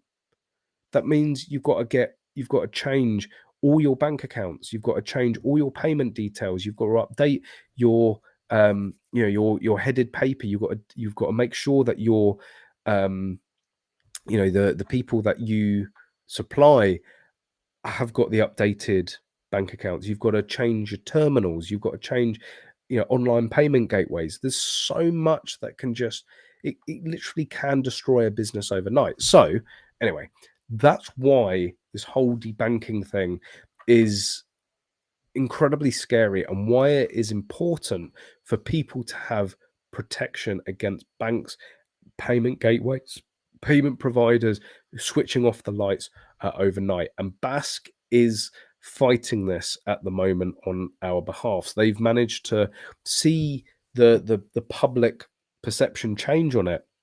It's getting a lot of attention because of the likes of Nigel Farage. I think even Lawrence Fox is getting involved with it. And whether you like them or hate them, they have brought something that is very significant and has been a source of pain for the shooting industry to the spotlight, in a way. So shooting sector evidence to be included in FCA debanking review. The Financial Conduct Authority, FCA, has confirmed that its review into the provision of banking services will take account of Basque's evidence, which shows widespread debanking of the shooting community. In a letter to Basque, the FCA said, the concerns your members are raising are important to us, and we recognize that losing access to a bank account can cause serious disruption to businesses. It went on to confirm that a Basque research report submitted to the FCA in August would be taken into account in the context of its debanking review. So yeah, and the other thing, and this is again something that I think Braces of Bristol experienced, and a lot of people experience, is when these happen, right? You're not given a reason, right? It's just, you might be told, oh, you're in a high risk industry, right? Or we've reviewed your account, and at the end of the day, within the capitalist society that we live in, you can pick and choose who you do business with, right? And you don't necessarily have to give a reason for not doing business with somebody. You can just go, I don't want to offer my service to you, I don't want to offer my product to you, just in the same way that you can choose whether you buy the service or you buy the product or don't. But it's always off the record, and this is the problem, is it makes it in this, what is effectively, or is discrimination, right? You can't fight because you can't, usually you get through to, if you can get through to a person, you're doing incredibly well to begin with, but you're never given a good reason. Or the reason that we were continuously given was, you sell firearms and ammunition. And in fairness, within the likes of Stripe, Squarespace, PayPal, even Facebook, the sale of firearms and ammunition through their platforms is prohibited in their terms of conditions. And I am fine, right? It's your business. You can deal with who you want, right? But please go on to maglo.co.uk now. See, that was a brilliant plug, just so smooth. Go on to maglo.co.uk now and show me a single firearm for sale. Show me a single round of ammunition for sale, right? Live ammunition for sale. You won't, right? The reason PayPal killed our account was because we started selling AR-15 ambi mag releases, and they didn't like the phrase AR-15. And we've seen other accounts where this has happened to. It's specifically the phrase AR-15 that ends up getting them banned.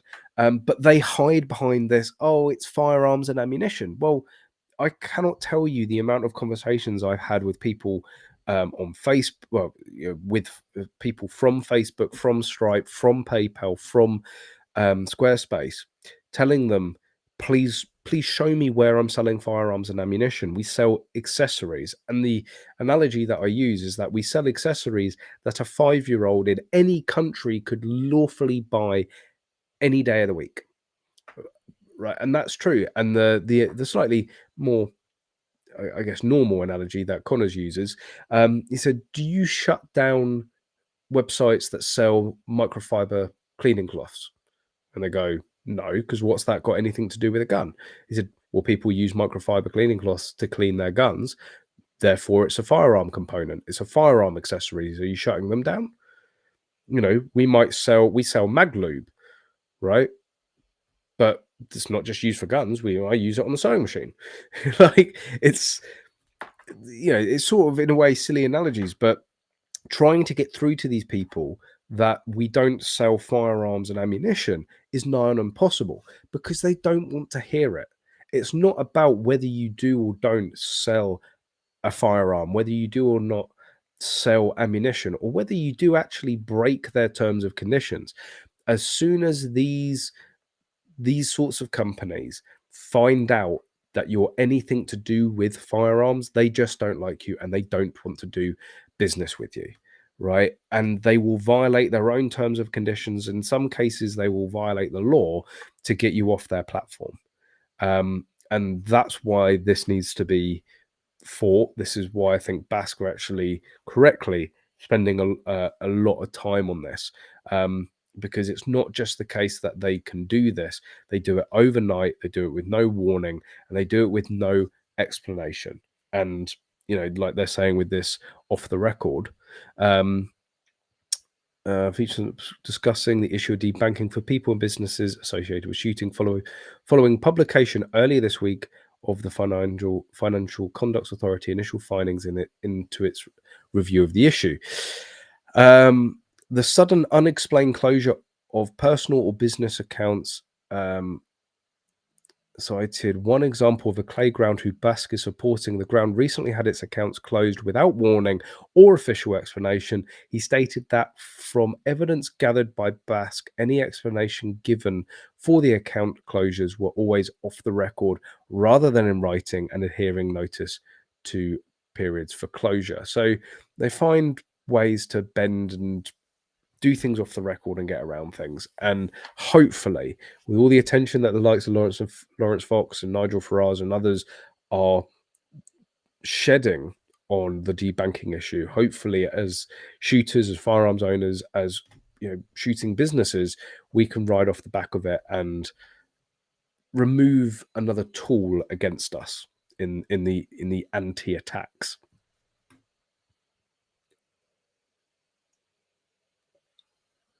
UK gets screwed because of the firearms issues in the US, particularly ARs. It's because of that US companies ban firearm sales globally, and UK companies follow suit through ignorance. It is that is probably a conversation and a topic that we need a lot more time than we have this evening.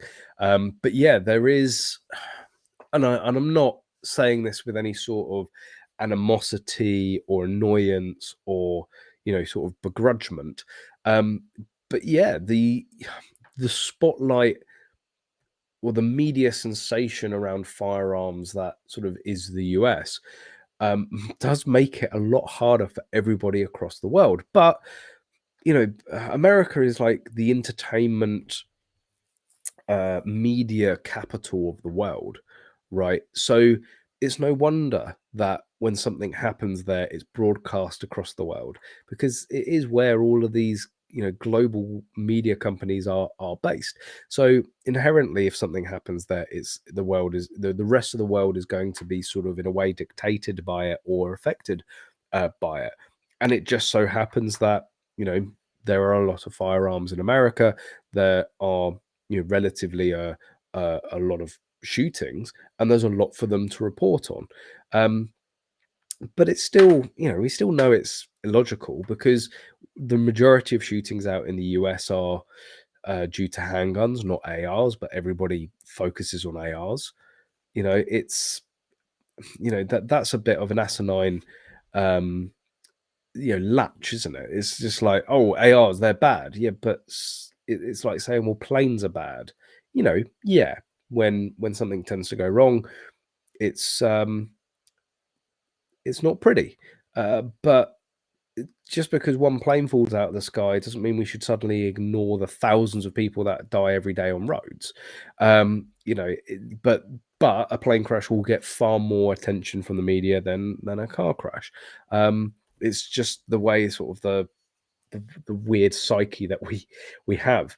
But yeah, like the coverage that, like, it's difficult because I won't say that the US has a problem. Um, I think, I've done this looked at the stats previously before, and um, that it is relative. Um, there is some sort of relativity. There are a lot more people. There are a lot more firearms. It is easier to get hold of a firearm. Therefore, firearms are used more often. It does sort of go hand in hand. It's like, a country that doesn't have any cars isn't going to have any car accidents, right? Accidents happen, shootings do happen. And it's just unfortunate that it gets propagated. So yeah, it would be interesting to actually look at the very specific problems that we face in the UK, specifically from the media coverage in the US. I think it's, whilst the majority of people aren't actually in the UK aren't proactively anti-gun, a lot of people are indifferent. The general consensus when you talk to people are that guns are bad, right? Because for 99% of their lives, they've seen guns in movies, they've seen the news from the US, they've only ever seen guns in a bad light. That's why I think it's incredibly important for us to be proactive in sharing the sport and introducing people to this sport, so they actually have some sort of balance in their opinion. So yeah, I think for me, that's probably the biggest effect that America has in terms of our issue with firearms, is that because they're so media heavy, because the current affairs that go on in America are broadcast almost 24/7 across the world. If anything does happen with a gun, it sort of cements people's bad opinions of firearms. Ian Hodgson, are any of these major banks going to close the accounts of BAE Systems? That's just the problem, is that none of these shooting businesses have enough money for the banks to start breaking multiple international laws. HSBC, Mexican drug cartels. It's like, it's all well and good when you've got billions of pounds and you need somewhere to launder it and make it clean, and you might run a drug empire. But if you're, little old Bob with your little old gun shop selling a few £100,000 worth of guns a year, they're not really that interested with you, and they can afford to lose the business. It's just this idea that banks have morals is just laughable. All they're concerned about is who's got the money, right? When a company like BAE Systems knocks on a bank's door, do you really think any bank is going to turn around and go, oh no, we think you're a risky business? No, we'll take the billions that you trade in years, in a single year, and we'll take that account and the commission that goes with it. Thank you very much.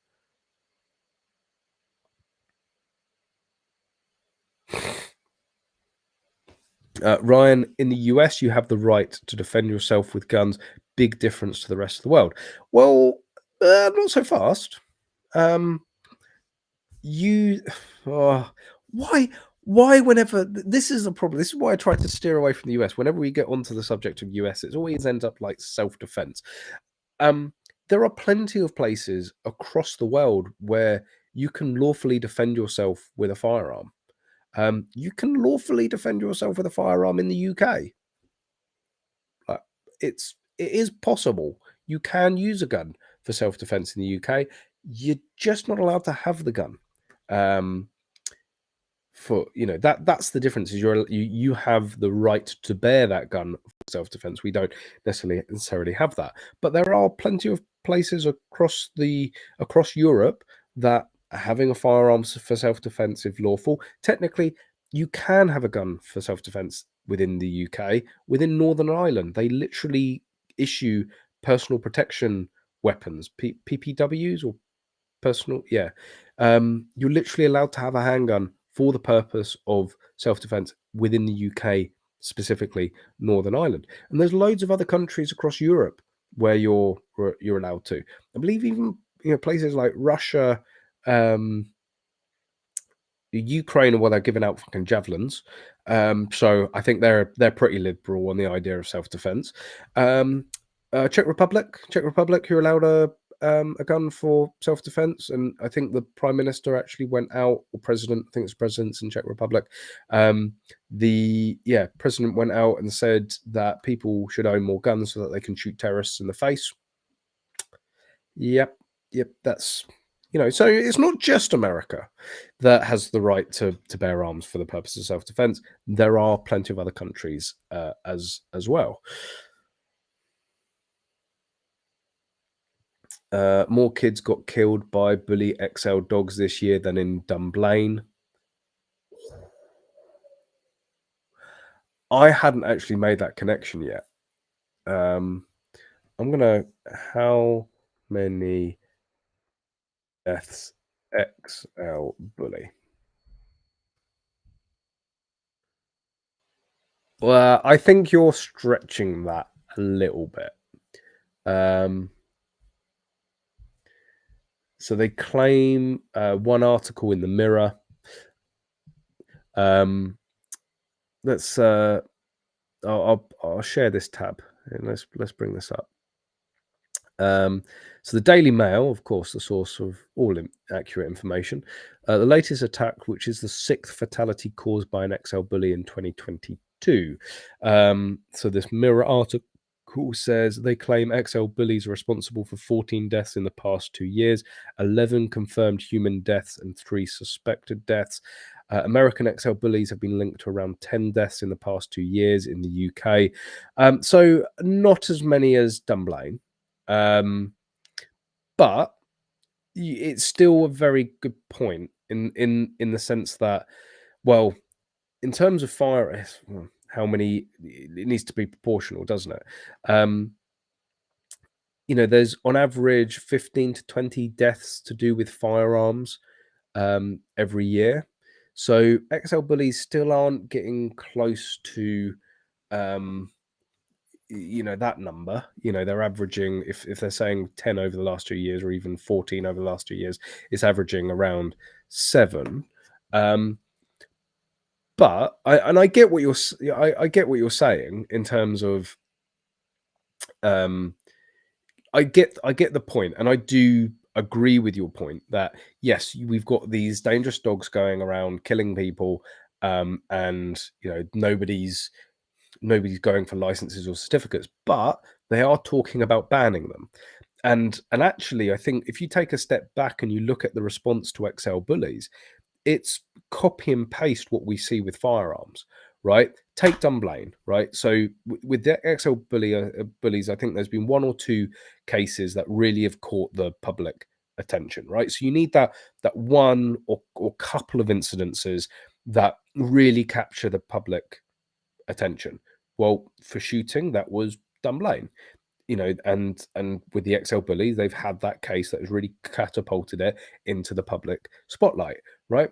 And what instantly happened? People have blamed the dog. People have, okay, it's not an inanimate object, but a dog does not have the same cognizance as a human being, right? A dog is owned. They have an owner. They have a master, right? So the dog is a possession. And whilst they do have some cognizance and they're able to think for themselves and make their own decisions, and they will literally jump off of a sofa and kill somebody, there it is still, there is a synergy there with, it's to do with the user. It's more to do with the user, it's more to do with the owner, right? It's more to do with the person, not the object, not the possession, not the gun, not the dog.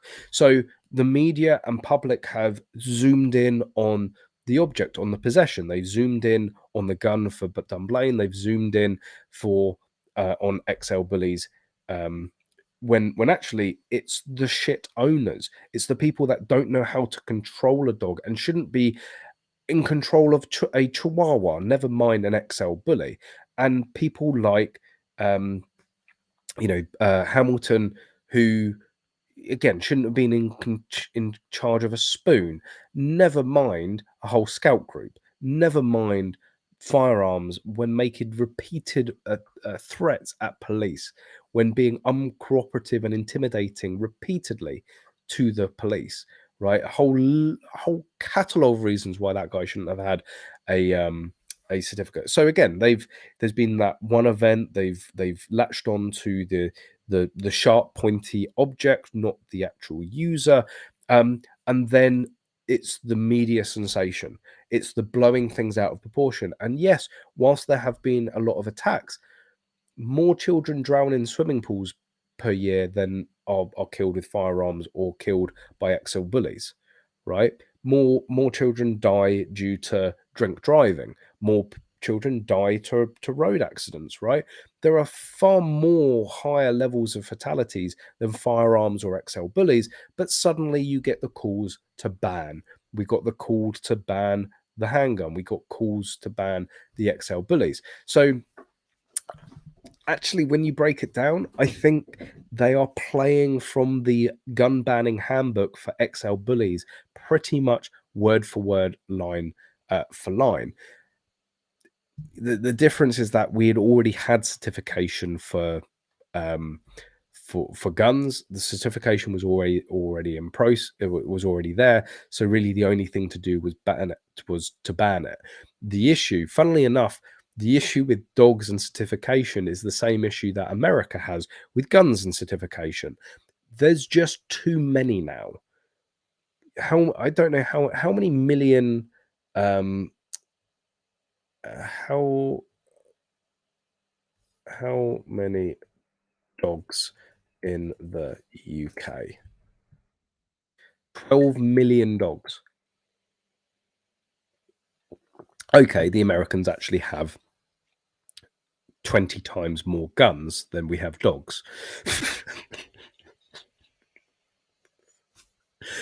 Never be beaten. never be beaten, will you, America?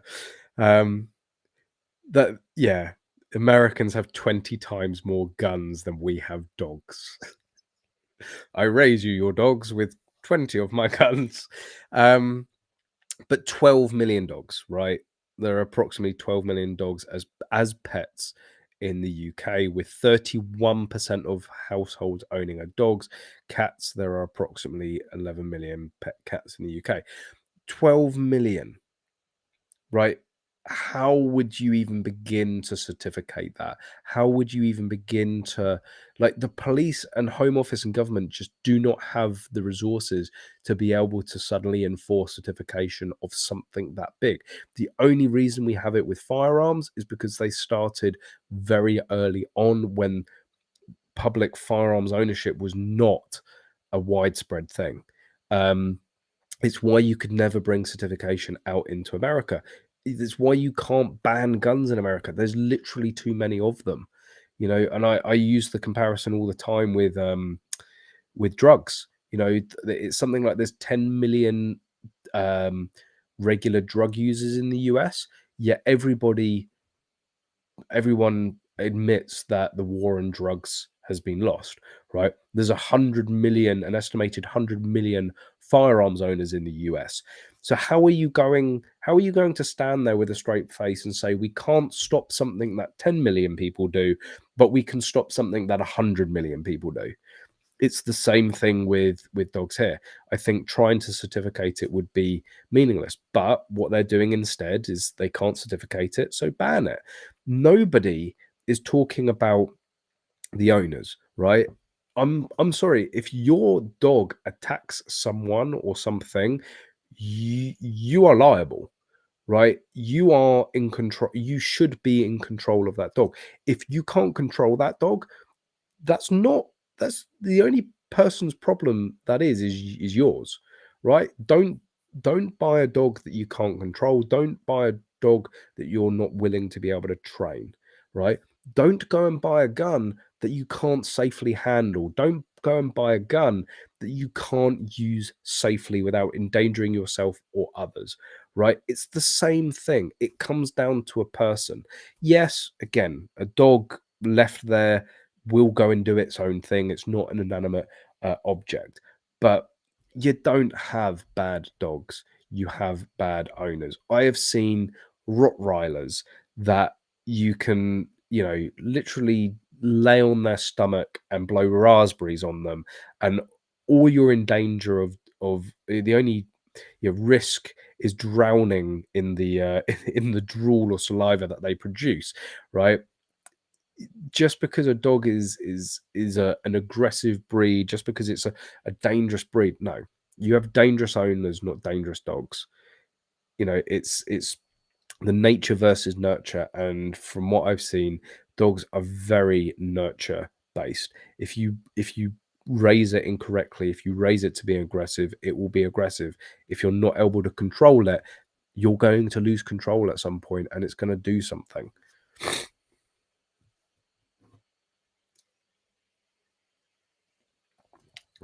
Most of these style of breeds are weaponized. I had a Rotti slash Doberman, and it was the dopiest friendly animal.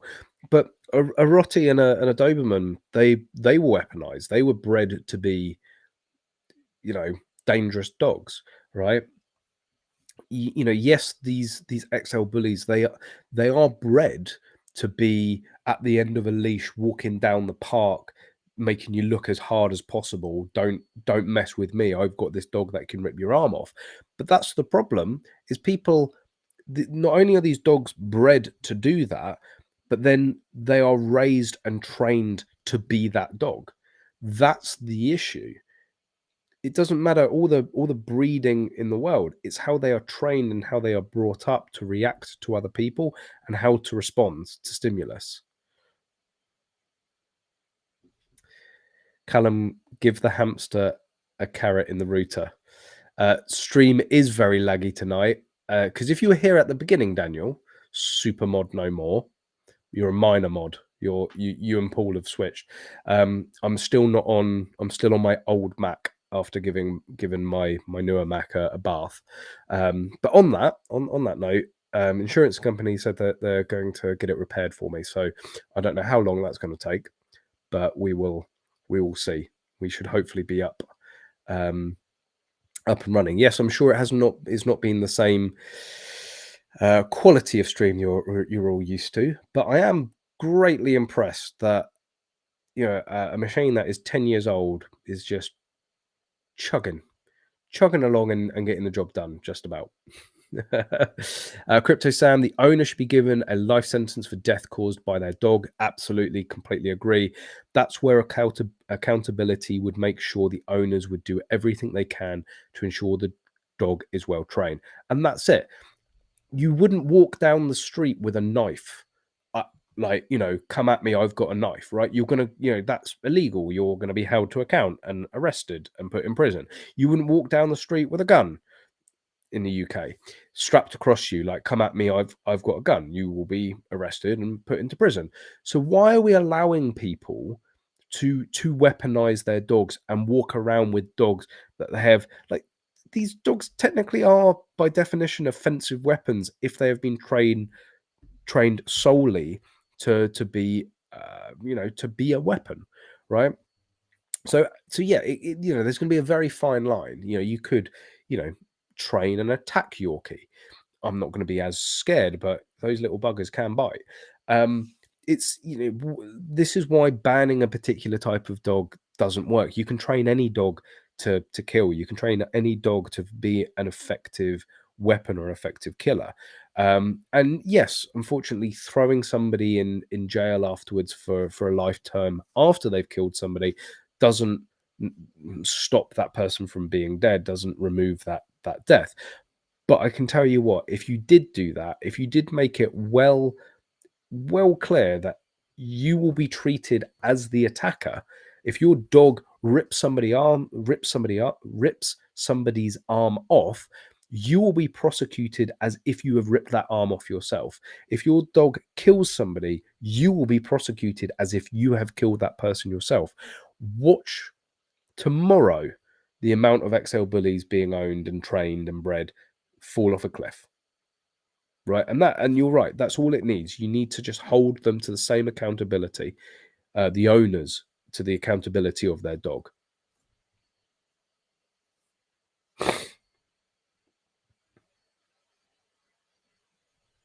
Oi, I didn't get a notification or told you were streaming. That's why you need to hit the little bell icon, Daniel. Callum caught in 08 quality. Looks like watching Roblox on dial-up. Well, I'll go in that case. Can parents be prosecuted for the negligent homicide for their children's accident? Michigan case will test that.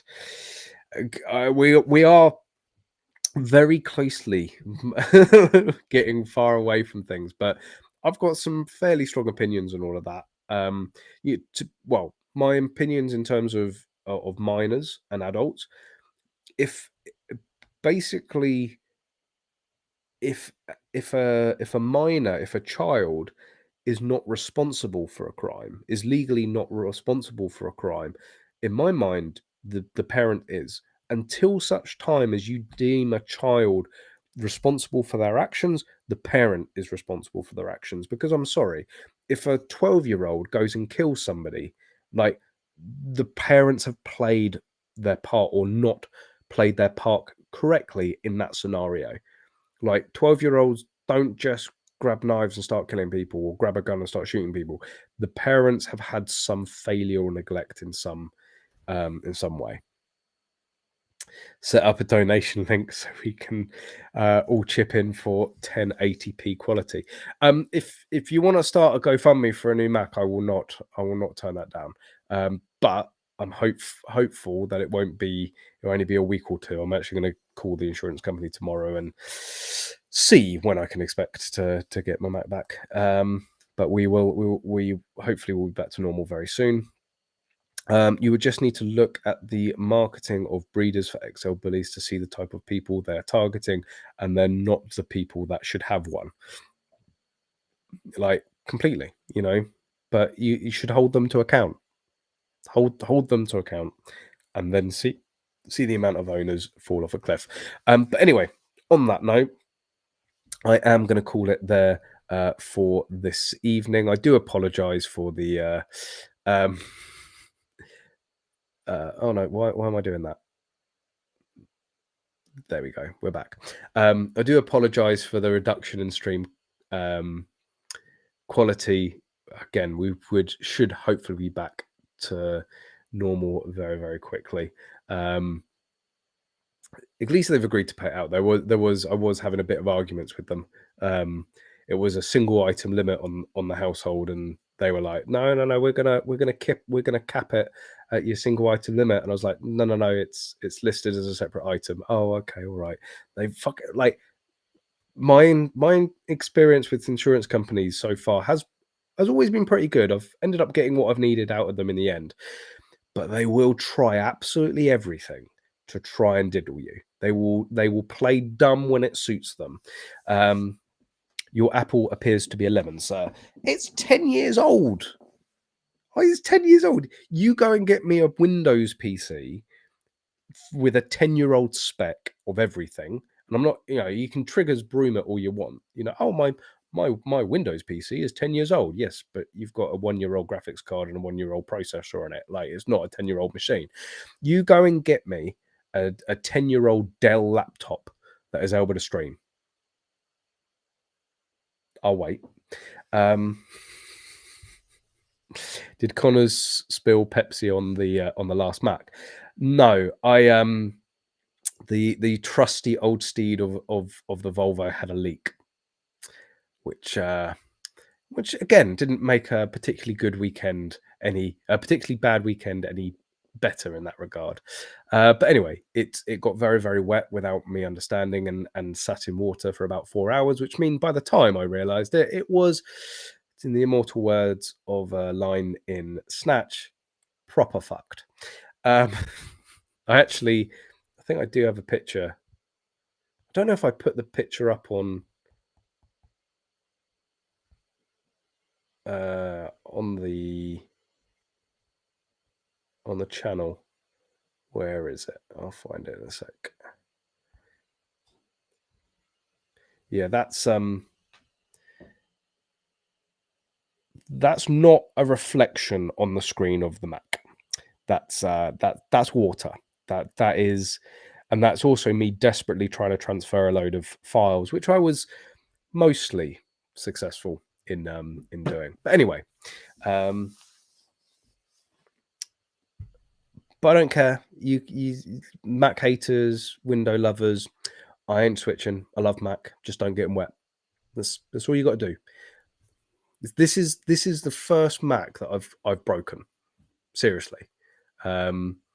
This one's 10 years old. My last one I had for 5-6 years, and then the first one I ended up selling on, and actually got quite a bit of money back for it, even though it was 5 or 6 years old. This one is just an absolute tank. I have a whole new respect for this little machine. It has seen some shit. And once the new one has had all of the water extracted, I'm sure that will go on for another 5-10 years. But yeah, anyway, on that note, I am going to leave you all now. Thank you all for joining this evening. Before you all go, make sure you hit that like button. Of course, make sure you are subscribed. And Daniel, hit that bell notification so you know when we start streaming. And we will be back, hopefully, same time, same place, tomorrow, 8:30 p.m. UK time on a Thursday. I hope you all have a fantastic week. And of course, as always, guys, I hope to see you soon.